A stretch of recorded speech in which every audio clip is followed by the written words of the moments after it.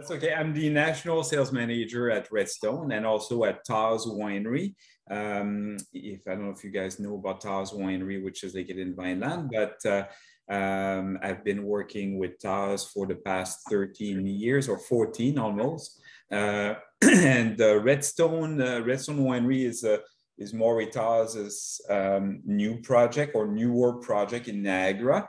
I can tell you a bit more about the history of the winery, what we do there, what style of wine we make, and of course we'll be talking about the 5 different wines that are on the offer tonight.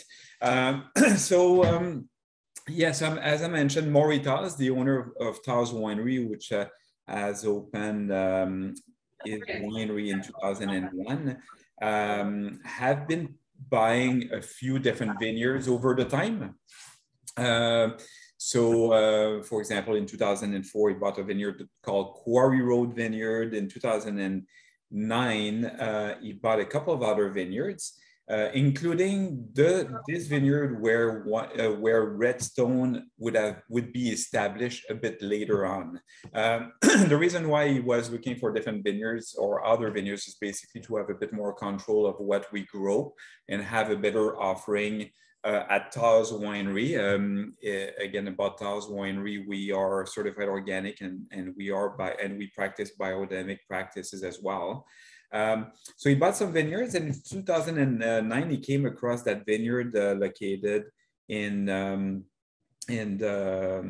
Jordan, in Vineland, Beamsville, in Beamsville. And the goal, his intention at the beginning when he bought that vineyard was really to use these grapes under the Tawse label. So the first 2-3 vintages, these grapes growing in that vineyard were labeled under Tawse, and in fact, it was labeled as Tawse Winery Redstone Vineyard. So that was at the beginning. And after trying these wines for a couple of different vintages, he thought that the wines were first of all very different than what we do at Tawse or what we make at Tawse because of the vineyard location and the vineyard.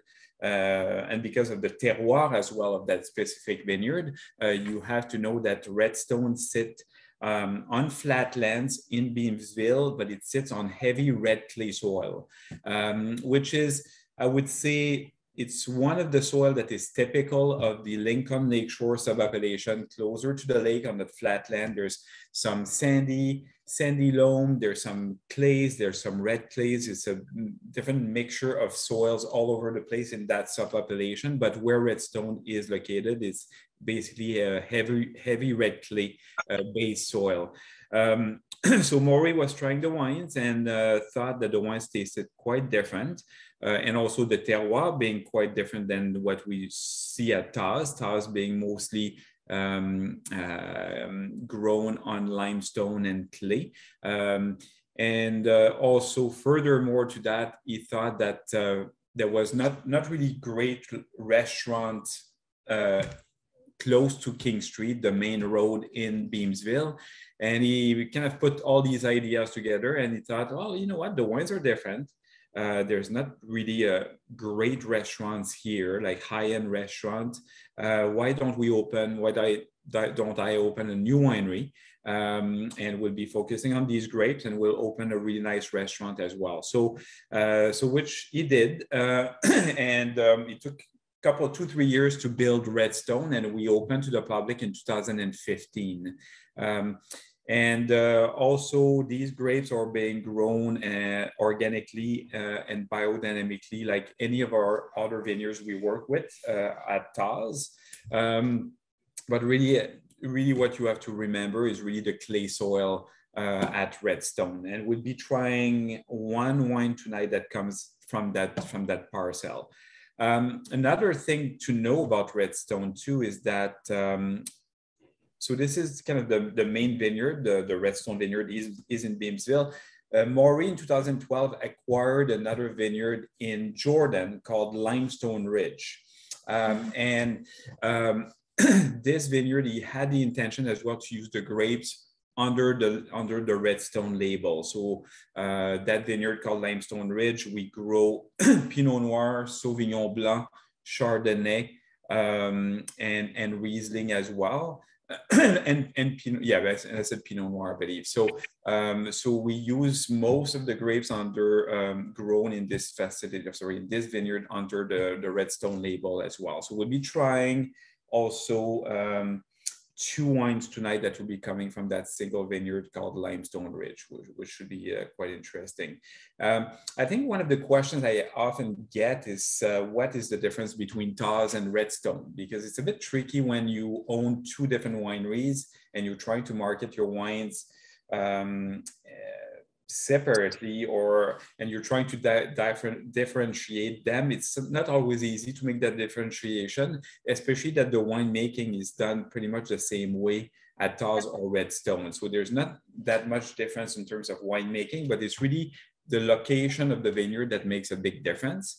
And I would say as well, there's a bit of other grape varieties being grown at Redstone that we don't really make or grow at Tawse. For example, we have a really nice vineyard, a really nice parcel of Syrah at Redstone that we'll be trying tonight that we don't really grow at Tawse. We have some nice Pinot Gris. We have a little block of Semillon as well at Redstone, which is nice. We have a really nice block of Merlot, actually. We only have a bit of Merlot in another vineyard that we own as well called Quarry Road, but it's a bit of a different terroir as well. So definitely there's a bit of that stylistic approach that is different at Redstone because of where it's grown, and also some of the varieties are different. And I like to say, you know, that I think Tawse could be considered more of a Burgundian style. So focusing on Chardonnay and Pinot Noir, making a bit more elegant wine, I would say. And Redstone is a bit more like a Bordeaux style, a bit more rustic wines, especially on the red side. And of course, we make Syrah, which is from the Rhone Valley. So you cannot really say that it's from Bordeaux, but I would say kind of a mix of Bordeaux and Rhone Valley in terms of style. So maybe I would say Redstone tends to be a bit more sturdy, especially on the red side, while Tawse makes a bit more elegant wines, more Burgundy in style. Any questions so far? I'm curious about the Semillon. What kind of challenges do you guys have growing that here in Canada? Yeah, it's not an easy grape to grow, especially because it's not a hardy grape in the wintertime. Yeah, it's very susceptible to cold. Usually when it gets a bit too cold, we will either lose the crop or we'll lose the vine. So it's not an easy one to grow, mostly for that reason. Yeah, it's an interesting wine, grape, but definitely not grown very often for that reason. And when it's being grown, sometimes it would be blended with Sauvignon Blanc, or it's very rare to see it on its own, but usually it will be used in blend. I don't know if you know much about Semillon overall, but Semillon is one of the grapes that is being grown in Bordeaux. And it is often blended with Sauvignon Blanc in different percentage to make a white Bordeaux. And what Semillon tends to bring is definitely kind of a roundness and a honeycomb type of flavor, a bit of oiliness, oily texture. Still has a good acidity, but it's kind of about the texture and the kind of fragrant honey melon notes. And it usually goes really well when it's blended with Sauvignon Blanc, which brings a different dimension with more acidity, more crisp acidity, and less texture, but a bit more of that crispness and the grassiness. So they usually blend it, and it blend it well they usually blend it in Bordeaux, and it makes very good wine. So in Ontario, you will see sometimes these rendition of that wine by blending the two together. And actually, we will have one tonight that we made at Redstone. from the Syrah. On your website, it's showing the 2019, but I noticed that tonight we have the 2015. Yes. Is there a reason why we have the 2015? Yes. And is this the only way they can get the 2015 is tonight because it's not available on the website? Yes. So because I have good connections, I was able to get the 15. No, we have a few wines that we keep in our library. Actually, we've been selling quite a bit of our library wines in the past few months because we realized that we had lots of inventory and we started selling them. So yes, the current vintage is 2019, but I was able to find the 2015, which I thought would be really cool to try. I think it got a gold medal at the Canadian Wine Awards that in 2017 or 2007 or 18. And 2015, personally, I think it was a really good vintage for reds in Ontario. It wasn't the warmest.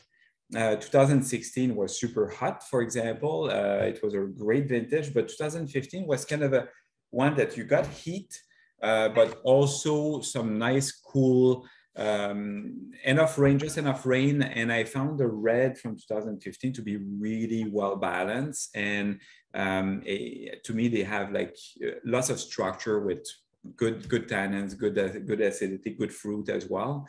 So I thought it would be nice to show that tonight. And actually, I personally haven't tried it for a little while, so I'm kind of happy to try it tonight. Very good. Yes. Another question: is any of the wines that you offer available at the LCBO from Redstone? No, none of them. None of them. Yeah. We have a couple of wines, a Chardonnay, a Rosé, and we have a Riesling that comes out through the LCBO, but that's about it. I would say like a bit coming back to the difference between Tawse and Redstone too, and how difficult it is when you have a less known winery and you compared to Tawse, let's say. You know what, people don't know it as much as Tawse, right? It's been not as long on the market. So the LCBO only take three products right now, which is good for private clients looking for products that are not available in the LCBO. So yeah. So let's start. Start with the sparkling. I would not personally open all the wines tonight because I'm by myself, and not that I have to go through them or drink through them, but I'm just going to open three different wines. So, but I'd be happy to talk about all the wines. However, so we will start with the sparkling rosé from 2020. So this is 100% from made from Pinot Noir, 100% from our Limestone Ridge vineyard. It's funny because that Pinot Noir in that vineyard, when we first acquired the vineyard, we started making dry Pinot Noir, like just table Pinot Noir from that vineyard, and we realized that it was not as successful as other vineyards we own in terms of growing Pinot Noir in that specific spot. We think it's because of the clone that was planted at that time, because as you might know, all of these grapes that make wine, they have different clones, and each of these clones will have a specific character or will grow better in specific conditions. And we think that not the right clone was necessarily planted in that spot. So after a couple of years, we started making sparkling with it, but this has been really successful, and we're really happy with the result. So to make that Pinot, that sparkling or any sparkling wine, we will pick the grapes a couple of weeks before they really get ripe for making table wines. We need to pick the grapes with higher acidity and less sugar, because one of the features of sparkling wine is really to have that super crisp, fresh acidity, and we need to pick earlier. So we picked the Pinot Noir a bit earlier. It's basically that Pinot Noir is in fact used to make a rosé sparkling. So we will leave the skin in contact with the juice for a few hours, about between 12 and 24 hours just to get the pink color before fermenting. And we also use a portion of that in our other sparkling wine made at Redstone, which is a white sparkling wine. And in this case, what we will do is that we will press the Pinot Noir, and instead of leaving the skin in contact with the juice, we will not. Because each grape, like there's very rare are the grapes that will have coloration in the flesh. The color comes from the skin. So if we press off a grape, what comes out is a clear juice. And we will use that juice blended with Chardonnay and Pinot Gris to make our regular sparkling wine. So you will see this wine it has a really, really nice pale pink color. It's definitely not a very colorful pink, not bright pink. I would say it's very elegant. Yes. Almost like Provençal style, like very like salmon. Salmon, yeah, that's what I'm Salmon, saying. yeah, exactly. And so you would say a bit of you would get a bit of raspberry, a bit of apple skin. You would get a bit of that bit of floral note as well. But it's very dry. It's fresh, and it has that nice bit or kind of apple and berry mixture to me. So this one we only make about I believe about 1,200 bottles a year. So it's kind of a small production. It sells for about $30–31 retail price. Yeah. But that's one that sells really well at the winery, and we usually don't really. We have it for a few months, and then we have to wait for the next vintage to come out. Yeah. Oh, very nice. Yeah. Thank you. Yeah, it's one of my favorites. Oh, good. Thank you. So in terms of food and wine pairing, I think that would be a good one with if you have a nice seared tuna salad would work. I think with seared tuna, of course, with anything deep fried calamaris would be good with that, and all sort of seafood and fish. But of course, because it's sparkling, it's great as aperitif. So, pardon me. She's having oysters. So oh yeah, oysters would be great. Yeah, definitely, right, for sure. Excellent. Any other question about the sparkling? Rose? I think we're good on that one. We're good? Okay, perfect. So we'll move to the dry Riesling next. I'm not too sure if you had it in this order. I didn't really check the email I sent, but the order that we have it is the sparkling, the Riesling, the Murray Tawse, the Gamay, the Syrah. Perfect. Yeah. That's what I was thinking too, fortunately. All right, so let's go with the dry Riesling. This one is a bit of a different beast for us, and I will explain why very shortly. Just show you the label. So this is from the Limestone Ridge Vineyard Dry Riesling. I believe it has 9 grams of residual sugar. The reason why I said earlier that it's a bit of a different beast to us is that in the past, both at Tawse and Redstone, we have been making off-dry Riesling. And the reason why is way back when our winemaker made a couple of dry Riesling batches in 2007, 2008, and he found that they were very austere, not easy drinking. It lacked body, it lacked roundness, and it lacked balance as well. I know some wineries are very successful at making dry Riesling in Niagara, but we kind of decided to keep our style and make a style that is off dry. And when I say off dry, it means that it has a bit of sweetness, most of them, and the residual sugar will range from about 20 grams to 35 grams, depending of the cuvée and depending what we want to achieve with the wine. But this past year in 2021, we thought that it was a good vintage to try to do a dry Riesling. And that's what we came up with. And I'm very happy to have a drier version myself because I do love dry Riesling. I do like off-dry Riesling too, but in moderation, I would say. Definitely, it's more my style to have like a dry Riesling. So you see on the nose, it's very, very aromatic, very floral. To me, like the floral and also almost like the peach, like honeydew notes come through, but that these kind of nice aromatic and floral notes. I like the tartness of it. It's not that it's sour, but it's just it like makes my lips pucker a bit. Like I don't know, that's what. Yeah. Pepper. But I think on the nose is very, I think it's very pleasant and is quite inviting. And it definitely has a youthful nose. You know, you can tell that it was freshly bottled. It didn't have too much maturation in the bottle yet because of these fresh fruit aromas and that floral note too. And on the palate,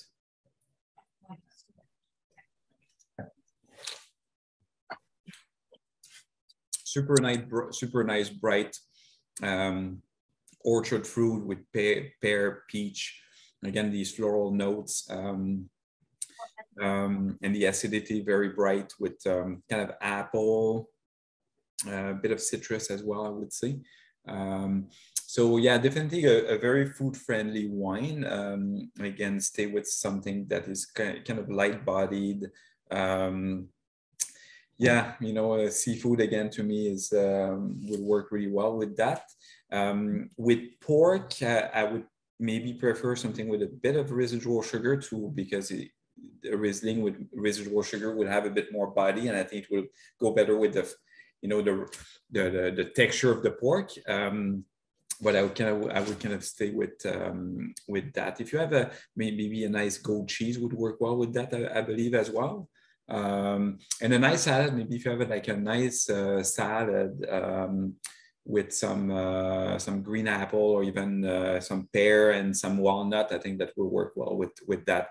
Remember as well, when you pair salad with wine, because of the acidity in the dressing, there's quite a bit. You need to match the acidity in the wine too. So this one sells for about $22 a bottle. It's not available in the LCBO. We made about 3,000 bottles of this wine, if I remember well.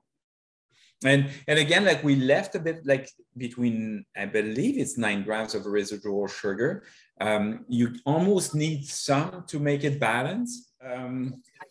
So this one is, so the White Meritage, it is a blend of Sauvignon Blanc and Semillon, and the blend is 85% Sauvignon Blanc and 15% Semillon.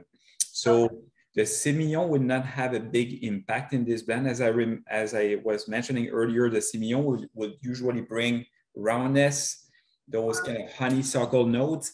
Definitely you can smell and taste more the Sauvignon Blanc, and you know the reason being that there's only 15%. This was not oak aged. Sometimes white Bordeaux, actually quite a bit of white Bordeaux or white blends made with these two grapes would be oak aged to even add more texture and more flavor as well. But this one was unoaked, so it's nice and crisp and clean. For sure. Okay. All right, so let's move to the Gamay. Sorry, I had 30 minutes, I think, and I talked too much, but Gamay 2019, this is a wine that we only offer to restaurant. It's part of our licensee only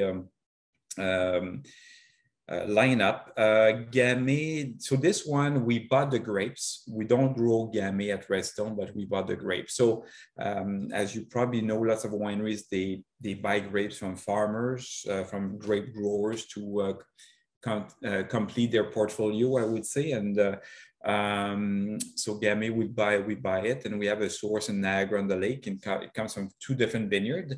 And this is basically made like a Pinot Noir in terms of it was crushed, let the skin in contact with the juice for, and let it ferment for about a couple of weeks.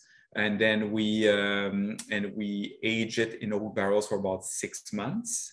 So you get a bit of the oak, you know, I think you get a bit of the spiciness from the oak, and this, like, I get a bit of like sweet spices, very nice strawberry, mixture of strawberry, raspberry, quite light for sure. I mean, Gamay is always light, but you know, Gamay is a good substitute to Pinot Noir if you don't want to go, if you don't want to pay too much or as much as Pinot Noir. But you don't really get the earthiness that you get in Pinot Noir. You get more the berry-ish and some of the spiciness. Sometimes you get a bit of black pepper in Gamay as well. And it's really good with light fare. Could be actually really good with fish, could be really good with chicken as well, because it's light enough to go with these white meat and fish. And if not, you know, pasta, nice pizza, charcuterie board with light cheeses would be good with that. Easygoing, kind of a nice summer red. You can also slightly chill it.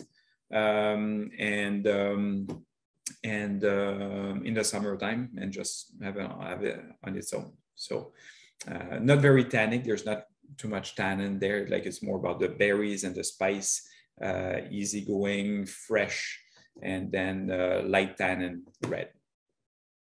Mm-hmm. So the retail price on this is $19, I believe. Yeah. So pretty good value, easy, kind of a nice weekday wine with something nice. I mean, it's not weekday wine. I don't mean it in a bad way, but because of the price, I think it's one you can have it, you know, easily have it on a weekday. So yeah. All right. Any question about the Gamay? No. Nice. All right. So let's move to the Syrah. That's one I would have.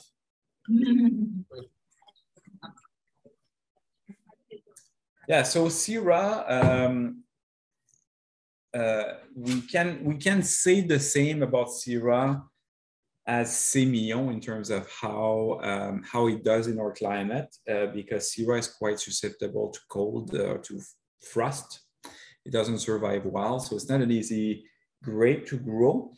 However, quality could be really good, but you know, it's very niche. It's a very niche market. Here we don't make lots of Syrah, but the style we make could be quite similar to what you'd find in Northern Rhone. So like the best new old world Syrah would be made in Northern Rhone, 100% Syrah most of the time. Of course, it's the same grape as Shiraz, being grown in Australia or in the New World. And here, actually, maybe a little note is that some wineries in Ontario will call this wine Shiraz, and some wineries will call it Syrah. And usually, it makes it's in relation to the style they're making. If they call it Shiraz, usually it means that they make a style that is more similar to the New World and with more jamminess and fruitiness. I mean, jamminess still in a cool climate situation, but will be kind of a more rich in fruit and all that. When it's called Syrah, it usually means that it's more in the Northern Rhone kind of style, with a bit less fruit, a bit more elegance, focusing on the pepperiness of the wine. So Syrah, you will get these nice brambleberry, blackberry, black cherry, raspberry notes. Often have white or black pepper, or some kind of sometimes you get bacon fat in Syrah, and also leather. So I would say these are the flavors you would get in Syrah. So let's try this. This is from 2015, as I mentioned.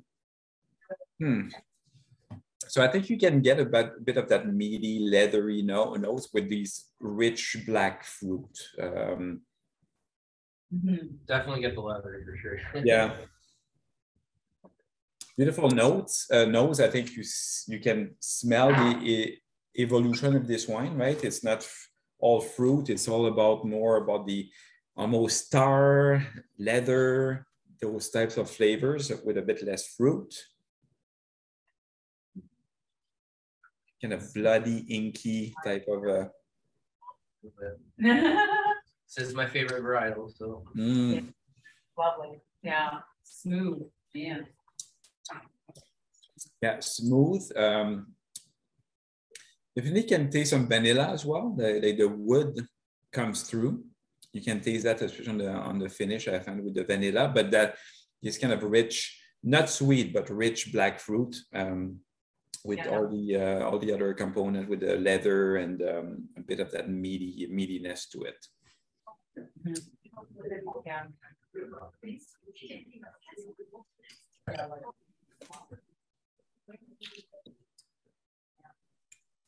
Yeah. Yeah, it's very nice. Yeah. And you know, it has some life again, right? Like still, there's some you can see that the fruit has evolved, but the tannins are still there. There's a nice long finish. These kind of tannic, it's not overly tannic for sure, but I think you know you can age that for a bit more for sure. Nice structure. So definitely in terms of food, you need something red meat. You know, maybe a pepper steak, nice T-bone would be, or actually lamb would be really nice with that, with the kind of the leatheriness of the wine with lamb. Nice lamb shank would be really good with that, I think. So just want lamb steak now. Making Alex salivate here. Yes. I wish I had some in the freezer I can make tonight. Yeah, it's lovely. I don't know if anyone else has any other questions or anything. No, it's been really wonderful. Any other wines that we didn't get sent up here today that you would recommend anyone picking out when if they do stop by Redstone next? Yeah, for sure. I mean, if you like Riesling, the off-dry Riesling, the off-dry version of this Riesling is really good. The Sauvignon Blanc is good too. We have a Sauvignon Blanc. We're still on the 2019, and the 2019 is quite classic French style. I really like that. I would say though, I don't think it's for everybody's palate, because if you're used to the New Zealand Sauvignon Blanc, you might not like that, but it has kind of that austere, rustic tone. And it has evolved really well. So the Sauvignon Blanc, I would say all the reds being grown at Redstone Vineyard I think are really good. Kind of that rustic feel to it. Merlot, I think, is with Syrah. I think Merlot is are the two best red we grow at. And I know Merlot has a bad reputation. But that's one of these grapes that I think in Niagara we couldn't make it well when it's not an easy grape to grow there, but it can make some really good wine. So the Merlot, the Meritage, which is the red blend with Merlot, Cap Franc, Cap Sauve, is really nice, and the Cap Franc as well is nice. I'll do what my mom does. Usually we do a toast to Ontario wines. So you have your glass. Cheers to Ontario wines. Cheers to Redstone.